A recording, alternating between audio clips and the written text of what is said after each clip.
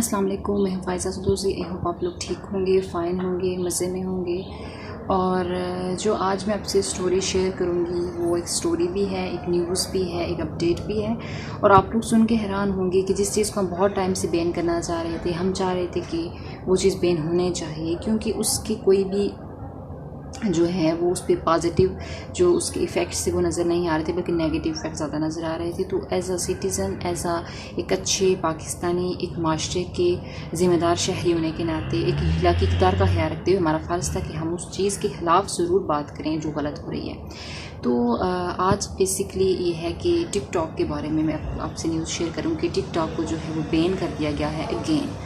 उसकी रीज़न क्या है, टिकटॉक जो है वो क्यों बैन हुई है? पहले भी बैन हुई थी, लोगों ने बड़ी बातें की कि इसको जो है वो इससे पाबंदी हटा दी जाए क्योंकि लोग इससे बड़ा पैसा कमाते हैं। उसके बाद जो है वो नेक्स्ट ये किया गया कि लोगों ने एप्लीकेशन दी, और एप्लीकेशन देने के बाद लोगों ने बड़ा सोशल मीडिया के दूसरे प्लेटफॉर्म पे रिक्वेस्ट की चीफ जस्टिस साहब से कि शोर मचाया कि इसको बैन नहीं होना चाहिए, इसको जो है इससे लोग पैसा कमाते हैं, फेम होता है, कंपनी एडवर्टाइजमेंट देती हैं आपको और आप इस तरह से पैसा गेन करते हो, लोगों का रोज़गार है।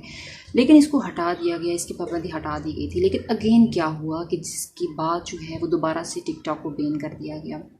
हुआ बेसिकली ये कि पेशावर की जो स्टोरी सामने आई है, जिस वक्त पेशावर की जो कोर्ट थी उसने ये पाबंदी आयद की है।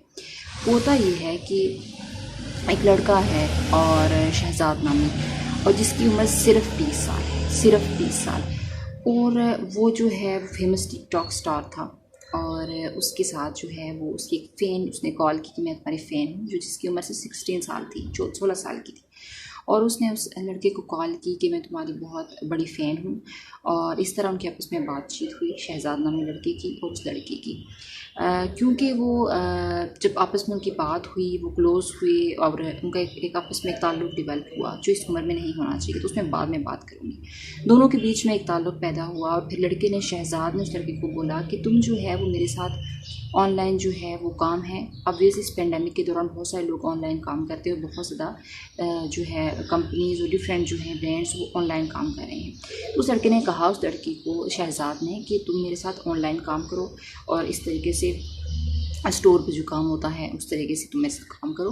तो उसने कहा ठीक है। दोनों ने काम किया, और इस दौरान, इस टाइम पीरियड में दोनों मिलके ऑब्वियसली पैसा भी कमा रहे थे, और उसके बाद फेम भी मिल रहा था, और कपल्स बन जाते हैं इन टिकटॉक की स्टोरीज़ बनाते हुए, और पेयरिंग बन जाती है, कपल्स बन जाते हैं जस्ट टिकटॉक वीडियो के लिए, आपस में दोस्त, उसके बाद दुनिया के सामने पेयरिंग, कपल्स, और फिर उनके बीच में ताल्लुकात ज़्यादा गहरे हो जाते हैं। ऐसा ही यहाँ पे भी हुआ, शहजाद का और इस लड़की का आपस में ताल्लुक़ बहुत ज़्यादा गहरा हुआ।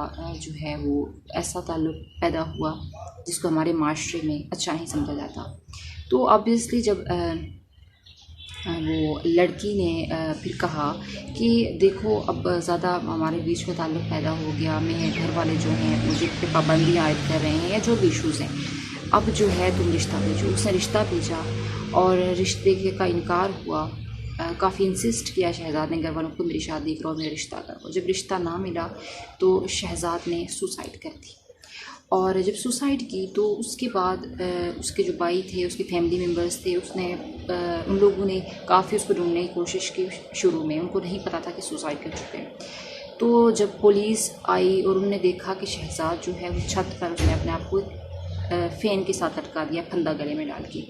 तो एंड पे रिज़ल्ट ये निकलता है। मुझे अफसोस होता है कि हम लोग बच्चे तो पैदा कर लेते हैं, हम लोग माशरे में लड़का लड़की पैदा कर लेते हैं, लेकिन उसके बाद जो बड़े होते हैं, उनकी ग्रोइंग एज होती है, हम ख्याल नहीं रखते कि क्या हो रहा है, उन पे नज़र नहीं रखते, उनको ऐसा मौका देते हैं कि वो अकेले में टाइम गुजारें। पहले हम जो वालिदैन होते हैं, जो हमारी तरह के लोग हैं, जो हमारी यंग जनरेशन है, वो अपने वालिदैन को, मेरा नहीं ख्याल कि उस तरीके से उनकी रिस्पेक्ट का ख्याल रखती है।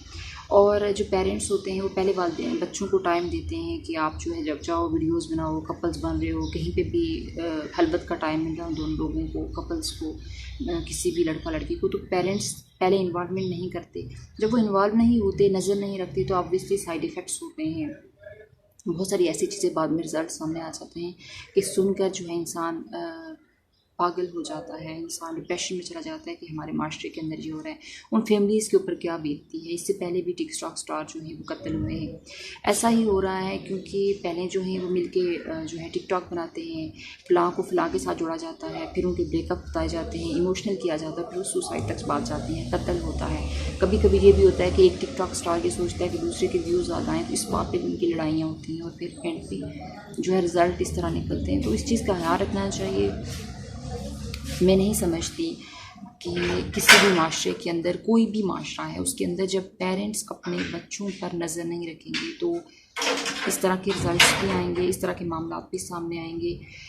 हैरत की बात यह है कि लड़के ने सुसाइड की, ये इम्पेक्ट उसके फॉलोअर्स में भी क्या होगा कि अगर कहीं से भी आपको रिश्ते का इनकार होता है तो आप सुसाइड करेंगे।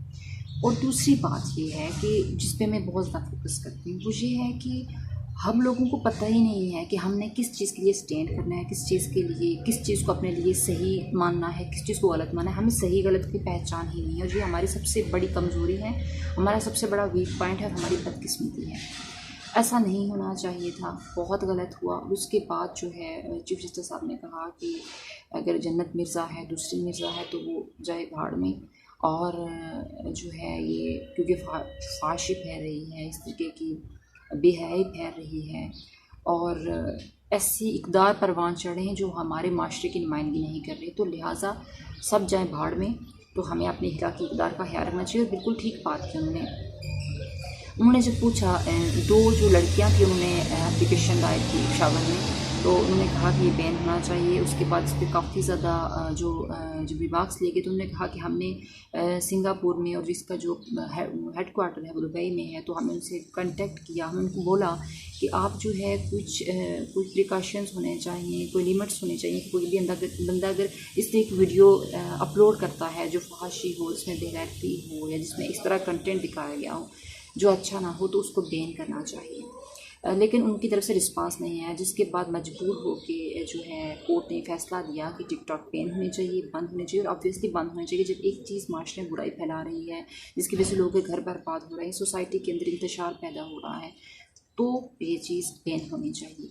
और अगर दूसरे पहलू से बात करें तो एक जो गंदी मछली है वो सारे तालाब को गंदा करती है। कुछ लोग जो हैं वो अच्छा भी काम कर रहे हैं, तो चीफ जस्टिस आपको बहुत तहकीक करने के बाद, बहुत चीज़ें सोचने के बाद फैसला अगर किया है या करेंगे मज़ीद इसको परमानेंट बंद रखने का, तो उन लोगों को ज़रूर बैन किया जाए, उनके अकाउंट ज़रूर बंद किए जाएँ जो इस तरीके का काम करते हैं, जो अच्छे लोगों को भी ख़राब करते हैं।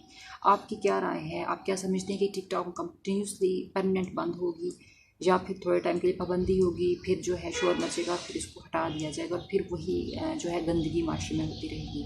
आपकी क्या राय है मुझे ज़रूर बताइएगा। और व्लॉग्स देखने के लिए, इंटरव्यूज़ देखने के लिए, कोई भी स्टोरी देखने के लिए, सोशल इशू, पॉलिटिकल इशू, किसी भी हवाले से न्यूज़ देखने के लिए मेरे चैनल को लाइक करें, शेयर करें, सब्सक्राइब करें। अपना बहुत सारा ख्याल रखें। इजाज़त दीजिए। अल्लाह हाफ़िज़।